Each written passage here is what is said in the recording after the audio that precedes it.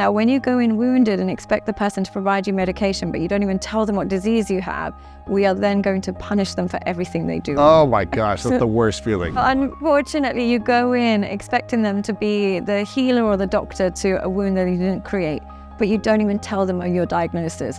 And as a result, it's destined for failure. I think you gotta have a dream. The School of Greatness. Really? Yeah. Please welcome Lewis House. Welcome back, everyone, to the School of Greatness. Very excited about our guest. We have the inspiring Sadia Khan in the house, who is an incredible online coach, therapist, psychologist, and someone who's really been taking off lately online with your relationship expertise, with your content. And I'm so excited that you're here. So thank you for being here all the way from Dubai. Yes, so specifically for this. So thank you so much for having me. I really appreciate it. We're excited. I saw a stat online recently that said 75% of relationships fail right after the first year. Right. I don't know if that's an accurate stat, but it just seems like people are struggling in relationships, in a new relationship.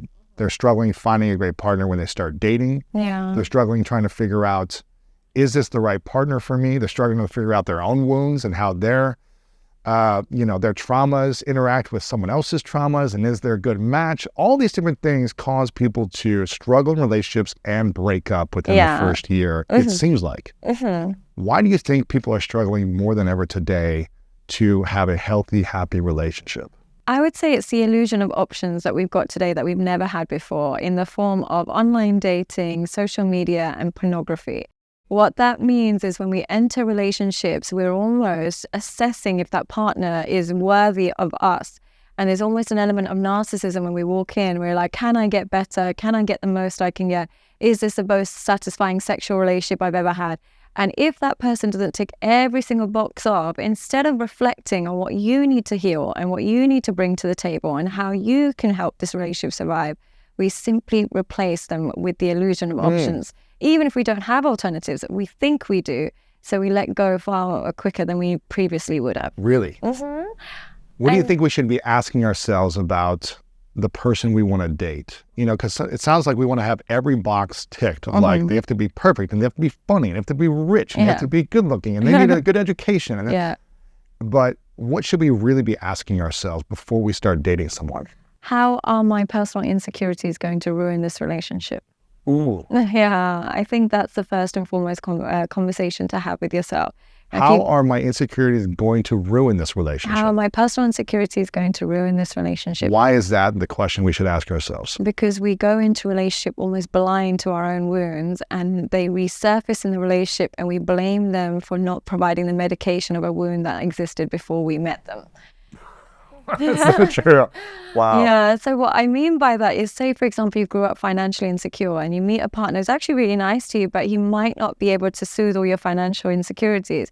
You immediately think he's not good enough. Or you go into a relationship being addicted to pornography, and then you meet a woman who's actually just at your right level, but you're so used to a hypersexualized, promiscuous woman that you find her boring. Or you go into a relationship not being able to communicate, and then you meet somebody else who's not also communicating, and you don't voice your concerns.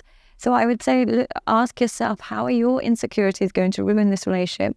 And how do I create a buffer so that doesn't occur? So when we're aware, because a lot of us, we go into a relationship not thinking where we have insecurities or that we're broken. Yeah. We're usually like, well, the previous relationship didn't work because of them. Yeah. It was their fault, they did this, but really it always comes back to us. We chose something, we didn't see something early on, we let something slide, we didn't create a boundary, we abandoned ourselves, we didn't communicate consciously, whatever it is. Yeah. We let things slide too often, but we don't take a look unless, for me, there's enough pain to say, okay, here's all the stuff I don't like about me. Yeah. Here's all my insecurities, all my baggage, all my trauma, all my challenges. The reason why I keep causing pain in relationship, why it doesn't keep working, is because of me. Yeah. Whoever the person is, right? Yeah. You're the common denominator. You're the common denominator. Yeah. So once we take inventory of our personal insecurities, how can we then create a buffer going into a relationship so we don't self-sabotage? We make sure that we are trying to heal those wounds without expecting that person to break their back to help us heal. Right. So what I mean by that is, if I know I have an issue with jealousy, I'm trying to work on it, but at the same time, the person doesn't have to break their back to make sure I feel soothed. Okay, I pick consciously, I pick really well because I know that's a wound of mine, but I also learn to embrace and trust the process. Now, when you go in wounded and expect the person to provide you medication, but you don't even tell them what disease you have, we are then going to punish them for everything they do. Oh my gosh, that's the worst feeling. I honestly, and I've done it many times. You've done it in relationships. Yeah, of course. I've had that experience to myself in relationships. It's so not fun. Unfortunately, you go in expecting them to be the healer or the doctor to a wound that you didn't create, but you don't even tell them your diagnosis. And as a result, it's destined for failure. And they're not the expert at healing that wound. And they didn't cause it. And they didn't cause it. They didn't cause it. Why do so many, I'm not going to generalize, but it seems like a lot of women that you hear about with content online. Yeah. Why do we see so many women causing frustration in their relationship when they start dating a man based on a wound that someone else did, Yeah. not the man in front of them? Because we've created a generation of narcissistic women. And what's happened is the rise of social media and the rise of online dating and the rise of feminism has taught women that they are not to blame for any poor choices. Every poor choice is glamorized. So if you want to be a sex worker, it's great. If you want to post in bikini pictures online, it's fine. If you want to be with it, every poor choice is glamorized. And every internal reflection is seen as gaslighting yourself. So they've even got terms for internal reflection to prevent it happening. And so what will happen is they are trained to not reflect on themselves because we've been told we've been oppressed for so many years. Now it's time to make sure we project. And so we don't take any accountability. And as a result, when we get into relationships, if we don't feel completely soothed all the time, he must be a narcissist. He must be a manipulator. He must be gaslighting. He, rather than I. And unfortunately, we've got an online market that caters to that wounded woman, that caters to that entitled woman, and caters to that narcissistic woman. And it's so wild to me that so many women talk about narcissism, but the society today is just catering to narcissistic women. If I post a picture online, a bikini picture online, there's nothing my husband can do that could compete with that level of accolade. Attention. Impossible. The compliments, the attention, the messaging, the you're so sexy and beautiful, and all these different things from thousands or potentially millions of men around the world who have money and all these things. Yeah, and there's nothing he can do. He can't post online and get the same reaction. And more so, he can't give me the same level of validation. Oh my gosh. So what's happened is we've created a setup in society that means men have to compete with a level of validation they can't compete with. And if they go online, if they join Tinder, that night they can have so many more options than a man can because we've got filters and we've got all of these. Again, I really am privy to this myself. I'm a filter queen. So, but the things I can do to manipulate male validation to get more attention from men, just soothe myself and to remind myself I'm above this. I don't need him. I can replace him. Is something men actually can't do. So they have to rely on pornography for that. They replace us with pornography and we replace them with likes and comments on social media. Wow. How did this happen? Like, why do you think, is this a values thing, a lack of values thing? Is this okay, if I feel wounded or I feel some type of trauma, I need an emotional release. And so this makes me feel good. And then it's just a slippery slope into more and more. How does this start and when does it end? I think it comes from the fact that we've created a culture that whenever there's a problem, there's a temporary solution that doesn't get rid of the root. So what I mean by that is if there's a problem with intimacy for men and they're not getting women, there's pornography. If there's a problem of low self-esteem in women because they don't have meaning and purpose, they can post a few pictures online. We've created a way of solving problems that doesn't get rid of the root. So we're always seeking highs. And the problem with highs is they come with lows. So you end up having more problems, more low self-esteem, and then seeking bigger highs to get that kind of back to neutral state. So I think the problem comes with problems being solved by seeking highs and a real focus on kind of values that are very empty materialistic values. So you are a beautiful, high-value woman if you're really, really beautiful. And you're a high-value man now if you are really, really rich. But there's nothing to do with connection and intimacy that now gives us status. And I think that's come from social media mainly. Where does this lead over the next 3 to 5 years with this narcissistic, society, I guess, that's been built in this way?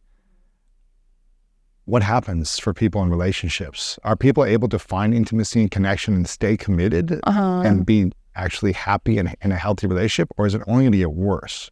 It leads to intense and pervasive loneliness, unfortunately. Really? And it probably will only get worse. Unfortunately, until we wake up to the impact of technology, both on men and women, it's going to lead to a complete identity crisis, external kind of extrinsic values that don't benefit anybody, which then manifests in depression and loneliness, self-inflicted depression and loneliness. Yeah, when I say depression and loneliness, it's not like I have a disease or anything. It's self-inflicted through poor choices. So unfortunately, it's going to lead to men not being able to commit to women because they can get all of the joys of sexual relationships without having to invest, and women not being able to commit to men because they can get all the validation of male attention without having to adapt and change themselves according to the needs of the relationship. What happens when men and women never commit? They find themselves unable to put somebody else's well-being above their own. So we're creating people who are entirely individualistic, deprived of responsibility, and unable to care and nurture for others because they're not putting somebody else's well-being above theirs. When you are unable to commit, essentially you wake up every single day saying, what do I want to do? What do I want to do today? And as nice and as freeing as that is, it deprives you of human responsibility. And in order to truly become something, we're designed to be responsible. We're designed to be valuable. We're designed to serve others. This is how we've evolved. So becoming completely individualistic leads to a sense of lonely narcissism, I believe. What is the age generation of, in your opinion, of the highest amount of narcissistic men and women? Is it people from 15 to 22? Is it 20s to 30s? Like, what is the age group that you see as the most extreme narcissist? I would imagine it would be from 15 to 25. This is without any research onto it. I would imagine it's because they're raised to serve their desires, not serve others. We have raised children to serve themselves in every way, shape, and form. So whether that is through, pornographic intimacy, sending each other Snapchats of each other nude. This is something that was alien. Like in our generation, it was unheard of. But the average 12-year-old is now put under pressure to send nudes to the other average. And one thing I had really, 12-year-olds? 12-year-olds. I used to be a teacher, so I used to experience this a lot where 12-year-olds are sending nudes on Snapchat to each other? To each other.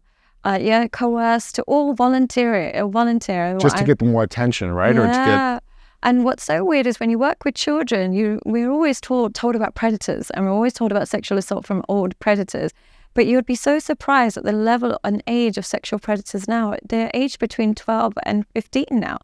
12 to 15-year-olds are now becoming predatory because they're so saturated by sex that they've dehumanized connection, and they see it as part of growing up. Well, I mean, why would a 12 or 13 or 15-year-old girl send a nude to another 12, 13 or 15-year-old boy? Because they're growing up with role models who post on OnlyFans. They're growing up being told that you don't actually need an education. You can make $50,000 a month if you just post the right pictures online. So when you are told that and you are bored to death in a maths class and you're being told to learn about parameters of a rectangle that you don't care about, or you can see a really sexy girl talk about how much money she's making, where is a child going to go? Particularly when they're not raised in a home or environment which boosts their self-esteem and emphasizes internal morals. So why are our children going to go? It's not their fault at all. It's the society we've created and what we've glamorized and highlighted for children. That's interesting because Martha, my girlfriend, she'll say that her dad did a really great job when she was, 10, 11, 12, 13, when boys started to show attention, right? Yeah.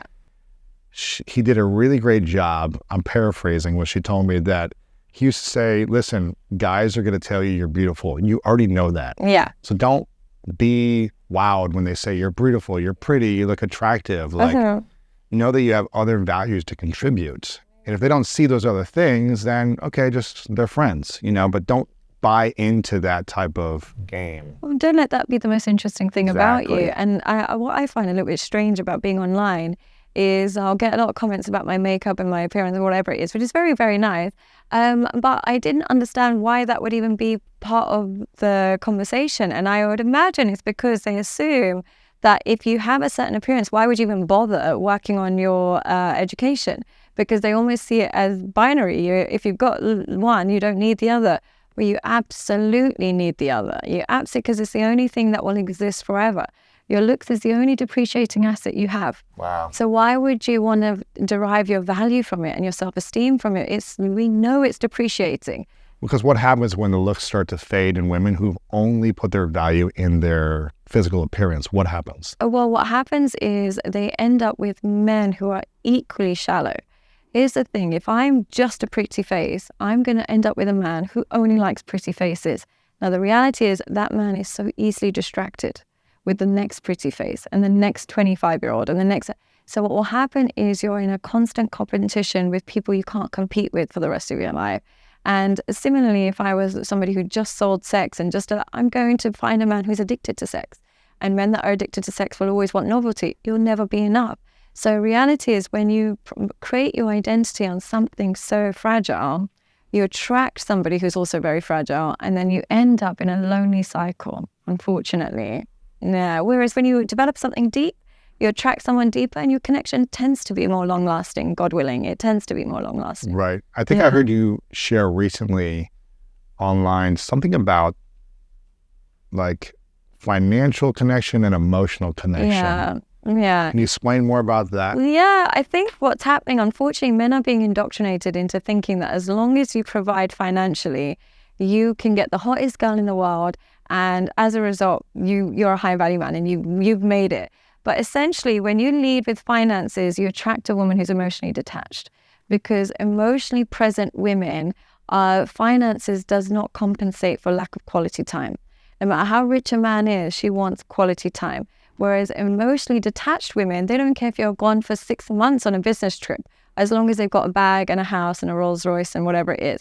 So when you're that man, you're going to attract that woman. So you think, I'm providing her with everything, she's not going to go anywhere. She's thinking, you provided me with everything, now I can go somewhere. Wow. So you're actually, you've lured yourself into a false sense of security. A lot of really successful men will look at a woman and think, I've given her everything, she's not going to go anywhere. Because she's got external kind of extrinsic value, she's thinking, I've now got everything from this guy, where do I go next? So what more can I get? What more can I get? From somewhere else. From somewhere else. Holy and cow. So unfortunately... Why is there not loyalty when a financially, stable man is able to provide finances to their partner? Why is that loyalty not there? Because the glue of the relationship is broken. Superficial. Yeah, it's superficial. The glue they used was superficial. The glue he's relying on is physical attraction, and the glue she's relying is financial stability. The glue is weak. Whereas if the glue was emotional intimacy, absolutely you can get loyalty. You can't beat emotional intimacy when it comes to loyalty.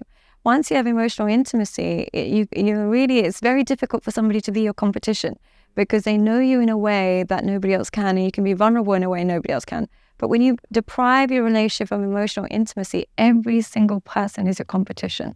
And this is something these people with junk values don't realize.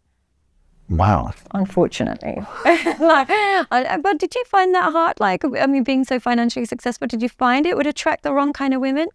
Yeah, I've always been in relationships. Yeah. And so, I wasn't like single for 3 years and was like just attracting everyone. I was I loved intimacy. So I was more like diving into a commitment as quickly as if I found someone, I felt like, okay, maybe there's something here.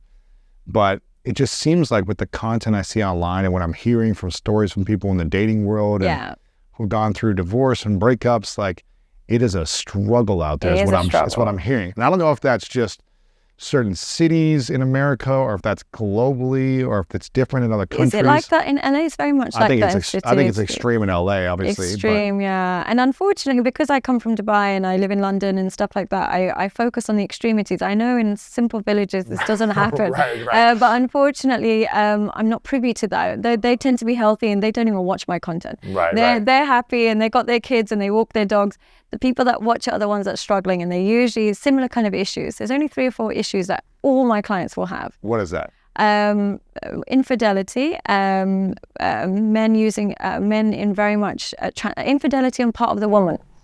Women cheat more than men? Far more. Come on. Far more. Come on. Far from. Why do you think women cheat more than men? Because they're in denial about the infidelity. When they cheat, they don't even label it as that. If a woman starts cheating, what do they label it as? They label it as my husband's no longer satisfying me. They won't even say I'm cheating. They'll say my husband isn't satisfied. They find a way to redirect and shift the terminology so that they are void of guilt. Really? Absolutely. So how do we know women are cheating more than men? What is it like? Is this public knowledge? Is it surveys? Or are you just hearing this from the people you're coaching? The people I'm coaching, because firstly, you'll know, it's simple signs that you'll know. Firstly, when the guy, I always say infidelity is a result of men not being masculine and women not being feminine. And what I mean by this is if a woman is cheating, it's because she has a man that accepts unacceptable because he is unwilling to walk away when his boundaries are broken.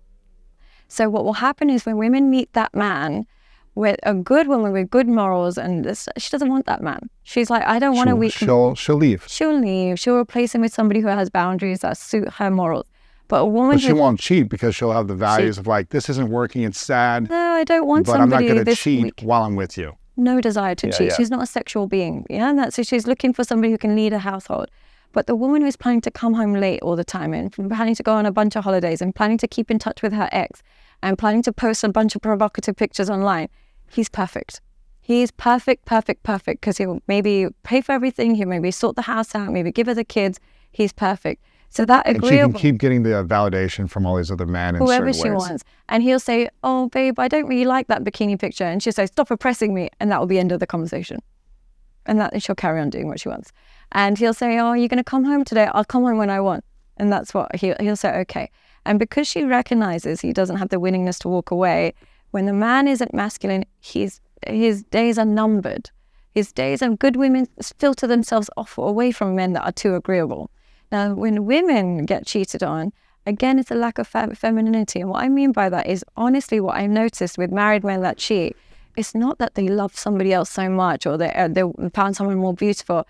They simply have a wife that is no longer catering to their needs in any way, shape, or form. So, what type of needs? Their sexual needs, their intimacy needs, their supportive needs? All kinds of needs. So what I mean by that, it could be as simple as there's a coffee ready because you're going to work. Or it could be as deep as, I haven't slept with you in 6 months. It's his needs no longer matter. And it's really difficult. I understand when you have kids and stuff like that, it becomes difficult. Is it when he feels his needs don't matter, or he's communicating what he wants and she's not willing to provide that? He's saying it. He's saying it and she's just like, I don't have time for this, or she's busy or whatever. He's often saying it, but she's also not predicting his needs. And that's part of femininity. Part of femininity is, I know he's coming home, let me just warm up a bit of food. Or I know that he's got work at an early start, let me just iron that shirt quickly because he's going to make a mess if he does it. It's part of femininity. What would the feminist movement say to that? I'm just curious. They would argue that he's not a baby. That's what they would say. Men are not babies. But here's the reality. They are. In a lot of ways, they are. In a lot of ways, they really are. I can be a baby sometimes, but You know what it is? It's something about, I don't understand this myself, but there's something about, they could be hungry or whatever it is, but when their wife makes them a meal, it tastes totally different to whatever you could order or whatever they could order themselves. Or when their wife... There's a love to it. There's a support behind being seen. Yeah. It's being seen in a way that nobody else sees them. There's something about, like, of course you can make your own coffee in the morning, but there's something about your wife just putting it there without you asking for it that just makes you feel seen. Now, what I notice is when women forget to do that, they set the tone for a man to now go towards escorts. And I'll tell you why. Because they're almost creating a transactional relationship. They're making him feel like an ATM anyway. He's like, I'm not getting my needs met. I'm paying for everything. I'm paying for everything, and I'm being disrespected maybe, or whatever. I'm an ATM. Interesting. I'm already an ATM. Whether that's okay or not to think that way, that's just the interpretation. That's the way he sees it. So if I'm coming home and she doesn't even notice I'm there, she's never cooked a meal, she's never asked me how my day is, but I'm paying for everything and I'm giving her a great life, I'm already an ATM. I might as well be an ATM to somebody who's going to touch me and kiss me serve and my look at me. sexual needs or something. Exactly. Who's going to look at me. At least pretend. At least, even if act for an hour. Exactly. Right? And the worst thing is, escorts and sugar babies and stuff, they know this man's been deprived of attention, so they know exactly what to say to these men to have them putty in their hands. If I wanted to, I would know exactly what to say to him. If I was an escort, I would know exactly what to say to him. Just how to touch him, how to connect with him, how to be there for him. Do you need a coffee? Do you take 2 sugars or 1? Oh, wow. That some men haven't heard that in years from their wives. Wow. They haven't heard that in years. Do you want me to rub your shoulders? They haven't heard that in years from their wives. And these are men that work hard and do that, this, that. I'm not saying they're justified, but they build a resentment. So when women get cheated on, it's their lack of femininity. And when men get cheated on, it's their lack of masculinity. And people hate me for this because what they want to say is, I was cheated on because my ex was a narcissist. But the infidelity is a dynamic. I'm not saying there are compulsive cheaters, but even in that process, you select that compulsive cheater. They show you the signs anyway, yeah? Like if I'm a woman without boundaries, I'll know because he comes home late, he's sloppy, I'll know something. But the reality is, and people always come for me like, you're victim blaming, but no, this is not what we're doing here. The reality is people shouldn't cheat, but also thieves shouldn't steal. But I have to lock my doors. I have to protect myself. Similarly, people shouldn't cheat, but I have to lock my doors. I have to at least ensure I'm creating a dynamic that creates enough intimacy where they don't need to. If they then go on to, at least I know I did everything. But if I don't cover the basics, of course it's going to lead to. Right. Yeah, of course. So I hear a lot about this high-value man and high-value women and all these things online. You know, and the high-value man is someone who's making over 6 figures and over 6 feet tall and whatever it is. Like Mr. House over here. Yeah. But what is it that men can do to become more high-value than just their financial abundance and their height? How can they be a high-value man, whether they have money or they have height or any of that stuff? Have complete and utter self-control. And what I mean by that is you try and control your mind, body, and soul in a way that would lead to positive long-term outcomes for you as a man. If you get to the gym and you eat right, your long-term body will appreciate that. If you save your money, you don't waste it on alcohol and clubs and this, that, and the other, your long-term self who will be able to invest in Netflix, not Netflix, NFTs and all that, whatever it is that businesses, your long-term self will appreciate that. If you're able to dedicate some time to some spirituality or something to disconnect from this world, your long-term anxiety will appreciate that. So a man who has complete and utter self-control and makes responsible decisions that serve him in the long run is truly high value. Somebody who can resist short-term desires and short-term temptations for long-term goals. Who can shake a man like that? Right. A man who can resist having sex with every single woman because he doesn't want to get the wrong woman pregnant. Who can shake a man like that? Whereas a man with no self-control, any woman can distract him, any money can distract him, any opportunity can distract him. He is malleable. You can't be high value and malleable at the same time. So it's having an identity that's constructed on self-control that will make you high value. It doesn't matter how tall you are, how short you are, how rich you are, how broke you are. If you've got no self-control, you're a weak man, unfortunately. It's very difficult to have self-control. But if they can master it, they're incredible. So what I'm hearing you say is women should really be looking for that quality in the partner they're choosing. Self-control. Not, okay, he's tall, dark, and handsome, or whatever it is these days. I guess women are more into like the skinny, like artistic guy, whatever. It's always like changing, right? But he's a certain look and he's got a certain amount of money. He's a high-value man. If he hasn't got self-control, he's a liability to you and your children. Yeah, and you have to remember that. So what happens when you get in a relationship with a man who on paper looks like they have everything? Great career, they've got money, they've got the car, they've got the house, they're put together, dressed well, groomed, perfect height, all these different things, great friends, great network, but they lack self-control. What will happen down the line? Relationship, marriage, kids. Unfortunately, what that might look like is if you lack self-control, it might look like indulging with other women. It might look like gambling your money away. It might look like eating and consuming the wrong kind of drugs or whatever it is. A lack of self-control will lead to a man down a path where he will no longer be able to recognize himself. Wow. Whereas self-control, he has a consistent identity from the day he's born until the day he dies, because he dictates his future. Even if he wants to have a day of no control, it was his choice. It was genuinely his choice. If it's 1 or 2 days where he wants to get drunk and he wants, but he's not subject to the environment or to people and to everybody else. He's not just influenced by his surroundings. He's influenced by what his long-term goals are. And if he's got, like, tomorrow I don't have to start early, I'm going to get drunk today. Or, you know what, I'm single, I'm just going to, you know what, today I'm just going to do what I want to do. No, I'm not judging that, because it's an element of self-control. But when it's like, oh my God, I'm so stressed, I need to watch pornography. Or, oh my God, I'm so this. Unfortunately, that man is self-destructive. And you can't have children with self-destructive men, unfortunately. Similarly with having women. Right. I don't mean it's just for men. You Sure. cannot have children with people who are self-destructive, because it's contagious. And it will then go on to the children and so on and so forth. And so many people forget this when they're selecting partners. Yeah, I mean, and I want to get to the women's side here, like what a high-value woman is and should be defined by.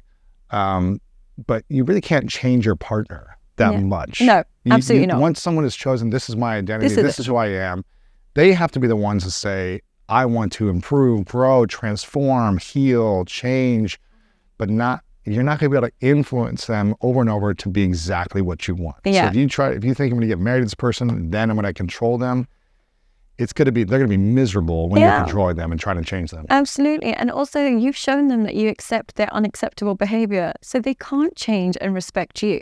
So let's say, for example, I choose a man who's a compulsive gambler. I've already chosen him.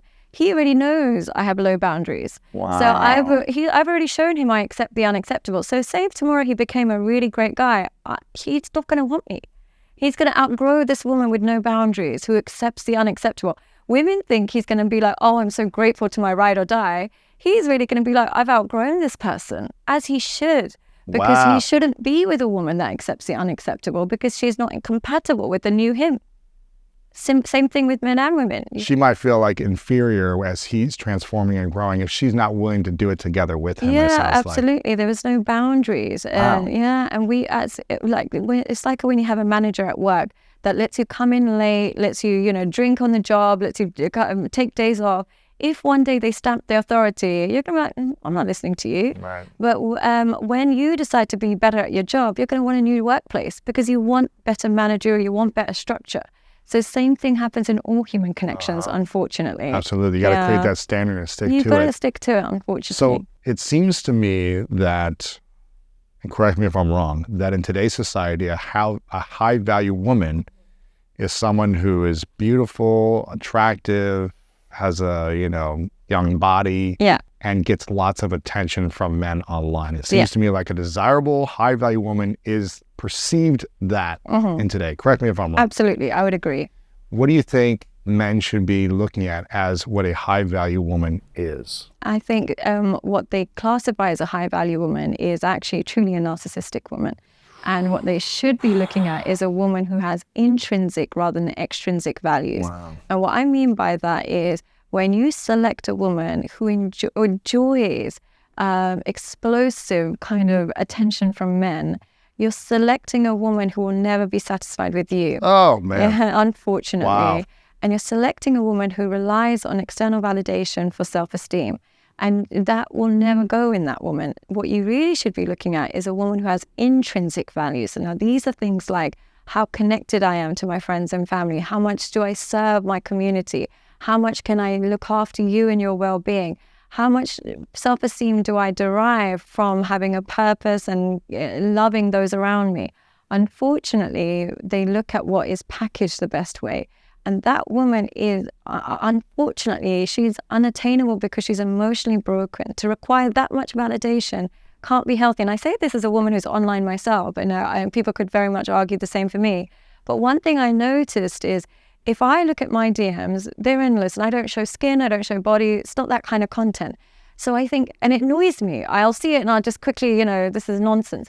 So imagine being a woman who only posts things that create external validation. At least I'll get a few messages saying, I love your content, blah, blah.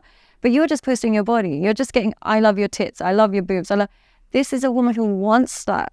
Why on earth would you think that woman is now going to be able to serve you and your family and your children in a wholesome manner? She's not equipped for it. But again, I'm assuming that people might be commenting or saying, well, this is, don't diminish my self-expression. This makes me feel great. I can do what I want. I want to express myself. I want to post bikini photos all day long. Absolutely. So I'm allowed to do whatever I want, and I like it. I like expressing myself. It's who I am. Don't tell me what to do. All these different things. So, what do you say to someone that might be feeling that way? Express away, but don't expect that woman to be wholesome. She can express however she wants. I could sit there and express myself through nudes and bikini pictures, etc. But then don't put wholesome traditional values, don't assign them to me, because I'm not assigning them to myself. So if she's expressing herself that way, you as a man, how dare you expect her to have these complete opposite values? Right. Yeah. So just accept her for who she is. She's not wrong. I'm not actually saying she's wrong, by the way. I actually don't think there's anything wrong in that. But have a realistic expectation of what that woman's going to bring to your life. In terms of a relationship. Yeah. Right. She's somebody who craves knowing that she's still sexually attractive to other men. Because that's what the audience will be. Women don't follow women who just post stuff like that. So that's what her audience is. It's that woman. So why would you try and why would you force her? Why would you try and get her to contort into your values and what you want out of her? She's going to be more promiscuous. She's going to be more unfaithful, but that's okay. But the problem is you either accept her for who she is or you go somewhere else. But don't expect that woman to have the values that you want them to have. You've been coaching people for a while now. Yeah. And you said there are what are the main themes you see that people struggle with the most in your one-on-one or online coaching? I would find that the main thing for men is the addiction to pornography. Yeah. How many men are addicted to pornography today? I would say that unfortunately in the younger generation, here's the problem with the addiction to pornography. When I have a man on the phone to me and and this is irrelevant whether he's handsome, not handsome, whatever it is, in shape, not shape, but he's having struggles with women. He's having some problem with women. They're either transactional, using him, cheating on him, whatever it is. I don't ask any question other than, are you addicted to pornography? That's the first question. They'll come to me on the phone and say, my girlfriend's doing this. I don't know how to get over. First question I ask is, are you addicted to pornography? Because there's a masochism in there that they don't realize. And they'll say, no, I'm not addicted to pornography. I watch it maybe twice a week, 3 times a week, or whatever. But I don't know if that's healthy. I don't think there's any level that's healthy. And what pornography does, unfortunately, to men is it allows them intense gratification without the fear of rejection. And what men need is rejection in order to build their bravery and redirect them. If I'm really overweight or if I'm not making a lot of money, I'm living in my mom's basement and I go out into the dating world, I realize women don't find that attractive. So I redirect myself. You have to improve. You have to overcome. You have to let go. You have to... And learn from the feedback. And have courage to take consistent action and build self-control. Exactly. But what pornography allows me to do is maintain that state whilst getting the gratification I want. And the other thing it does to men is it blurs their true value. So they will see these beautiful women online, go into the real world, and say if he's a 4 out of 10, he should be aiming for a 4 out of 10 woman, but he'll think, I don't want that girl. I'm not attracted to this girl. And they'll be aiming for the 12 out of 10s, and they can only access them through escorts or through, in America, they call it passport bros. Have you heard of that concept? Passport what? Where they go to maybe the Philippines or they go to other countries and marry women and, it's kind of like a 90-day. Then they try and do it that way instead to access those type of women because they've been so addicted to pornography. They've got a skewed perception of what their true value is and what their true match is. What do you think pornography is doing to the male brain chemically? It's making them incapable of connection both physically and emotionally. Physically, they have erectile dysfunction, and I'm talking to 28-year-old boys that will have erectile dysfunction and they can't perform. And emotionally, porn doesn't model intimacy. It actually models how to make hate with a woman, not how to make love. So they learn how to spit on women, they learn how to degrade women, they know how to make fun of minorities, they learn all of these things, and they think they're learning all these skills. But when you speak to women, they'll say the least satisfying sexual encounters with a man that's addicted to porn, because he's reenacting and not reading her body. He's not learning. He's not intuitive. He's not connected. Not at all. He's not there in the moment. So not only is he doing all these moves that she's not connecting with, but he then can't even lift his cup because there's an erectile dysfunction. So imagine the experience from a woman's end. She's just like, this is the worst experience I've ever had. He is also realizing, okay, she's not enjoying this. Let me just stick to porn because I'm terrible at sex. So that rejection, that encounter is so negative that they go deeper into the rabbit hole, unfortunately. And can I just say, pornography is not good for women either. I think the rise in bisexuality in women is predominantly from exposure to porn. Yeah, I think so. I don't think it's... How many women are watching porn from people you talk to or coaching or just... Not as much, but what I find really difficult about pornography and really disempowering is the majority of the time that women are watching it, they're doing it for their partner's pleasure, very limited for their own. So they're watching girl on girl and they're watching things on that, and they're engaging on that behavior primarily from a male gaze, for male attention, for men to find them satisfying rather than their own thing, because women tend to be more emotionally connected to sex. So if they're engaging in a lot of pornography, it's for male desires. So they're almost catering to the male gaze in a way that's helping them lose their own identity. They're signing up for degradation. They're signing up for confused sexual identity. They're signing up for a society that only caters to male sexual gratification. So I find it more bizarre that women watch porn. Do you think, why do men watch more porn than women? Because I think for men, it's the ability to access any type of woman without the fear of rejection. And men are more likely to be rejected when they go and seek sex in the real world. Yeah, and so I think it's just the bypassing rejection is what they're doing far more than women. Why are women not into porn as much, though? Why do they want to watch it? Because without an intimate connection, sex is limited in how gratifying it can be.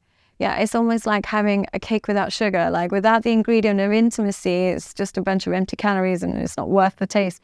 So that's what porn is like for women, without actually caring about somebody.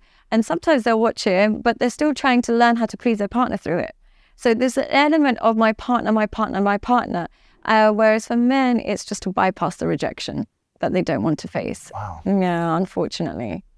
And it is a coping mechanism for a lot of people. Yeah. Yeah. It's like drugs, alcohol, food, pornography. But the thing is, it's so easy for me to be judgmental, but I didn't grow up where the smartphone had access to pornography. I don't know what kind of person I would have been. And I also have a religious kind of reason to avoid porn. So I'm not saying this to be holier than thou. I'm very aware that if I was in a different circumstance, I'd be just as addicted.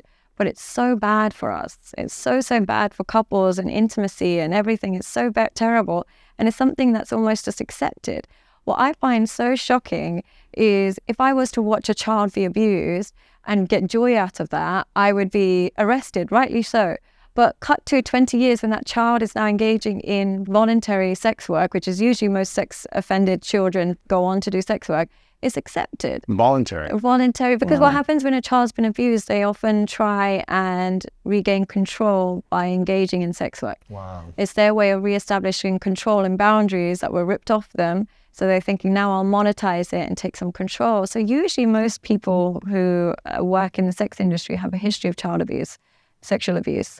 So I just think watching vulnerable people kind of re-traumatize themselves and getting joy out of that should be somewhat more spoken about rather than just seeing it as an industry. It's not an industry that is created on movies where it's people who went through school and it's usually people who went through trauma have now found themselves working in porn, and we're okay to just watch it all day, every day. It's scary, right? What would you say are the three big flags that a man or a woman should look out for when they're entering a new dating relationship? Unfortunately, I really hate to say this because we can't really control this, but your childhood. Unfortunately, your childhood creates an embedded kind of conflict between you and love. When we have a chaotic childhood, what we do is we create a core belief about ourselves that we're not worthy of love, we don't deserve love, or love is painful. And because that's a core belief, we go through life looking for somebody to validate that core belief. Now, if I meet somebody loving even, I will still try and create that core belief and make love chaotic. So, I'll sabotage or do something. So unfortunately, you have to look at their childhood. Now, it doesn't mean if they've got a bad childhood, they're written off. But if they haven't acknowledged the impact, you're going to be the healing process. You're going to be the punching bag.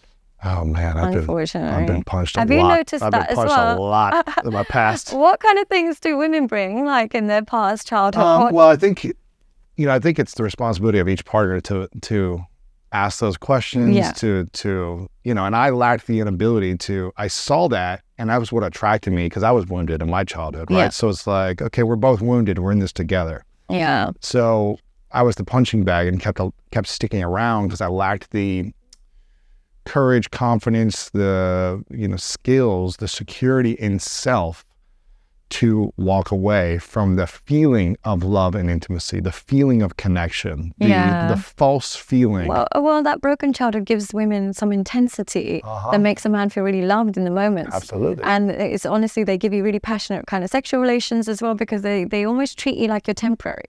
Because they know the chemistry is explosive, right? But it doesn't mean it's healthy. It's not healthy. And I've heard you talk about this. I've talked about this as well. It's like if a person you're meeting feels boring, then that's a good thing. It's a great thing. It's a good thing. If it feels like exciting, explosive, and magical every moment, it's like the constant, like that's probably when you want to run, or really ask yourself why. Why are you attracted to chaos? Why am I attracted to this feeling? And is that healthy? I'm not saying it's automatic bad, but it's a definite thing to pay attention to. Yeah, and is it sustainable to do that to your body? Nothing is sustainable. It's like being in the ring for like 10, 15 rounds. You can't do it. Yeah, it's also like you said, you can only have that feeling for so long. And then when it fades, are you saying something's wrong? I need to recreate that feeling. Yeah, and they usually recreate it by outsourcing chaos outside of the relationship. So they'll have really stable, healthy relationships, but they'll find, a guy on the side or a girl on the side that will recreate the trauma that they've had as a child, unfortunately. Right. And the reason why it's such a problem is children suffer. Children are the only ones that will suffer when you have kids and you've attracted each other and you've been committed and stayed together. Yeah. The kids suffer from your behavior. Yeah, always. So it's being so like. So that's the first flag, is to be aware of the person's childhood, right? Be aware of the childhood. Ask the questions. Yeah. And it doesn't mean they're not a good person or they're nice or you can't be friends, or if you get into it, you just have to be aware this is what you might be dealing with. Yeah. Second thing I would say is, do they set boundaries or do they self-sabotage? And they're two very different things. People think boundaries means, oh, you upset me, I'm never speaking to you again, I don't tolerate nonsense, I've got boundaries. That's not how boundaries work. Boundaries are actually instructions to help teach the person how to love you. So my boundary might be as simple as, okay, take the shoes off when you go into the living room. Yeah, that's a boundary. Self-sabotage is not saying anything and be like, oh my God, he wore his shoes in my living room, I'm never speaking to him again. So I would say the ability to communicate boundaries in a way that will bring you closer rather than simply kind of drawing lines and running away. And so I think effective boundaries is a really important red or green flag. That's been a game changer for me with Martha, because we really created agreements early on. Oh, amazing. What kind of agreements?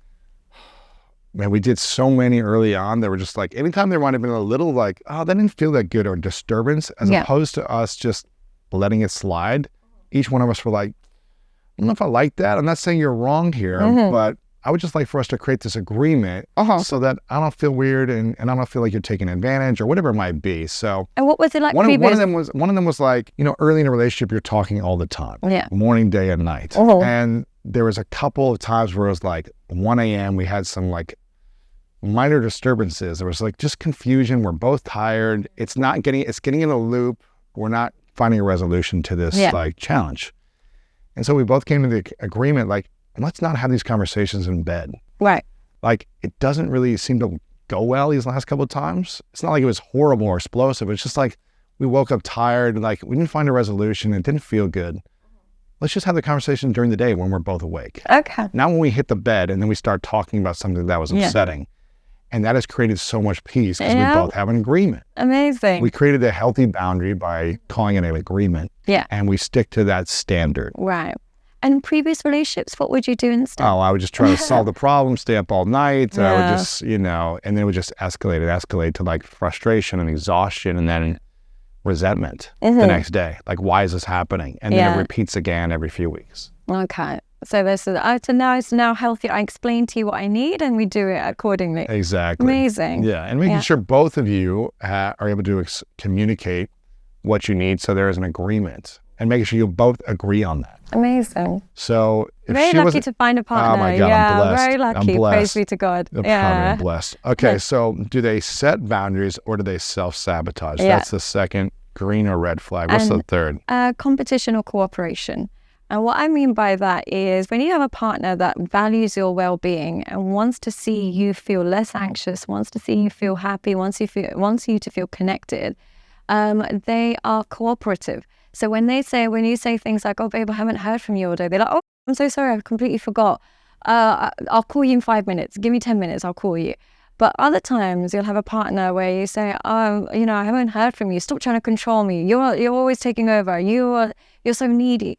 It's stuff like that. Is it competition or is it cooperation? When you voice a concern, do they actually want to see that the relationship get better and your well-being matters? Or are they so stuck on their autonomy and independence and not being controlled by you that they reject and neglect their responsibilities towards you? So I think that kind of understanding your partner's well-being, if it's not a case of like, why are you trying to control me? It's more of a case of, oh, I didn't mean to. Okay, I understand your point. It's those partners that are in competition with each other, who can hurt who the most, or who can stay the most disconnected, who can stay the most independent. Why are you together? I don't understand those relationships. It's torture.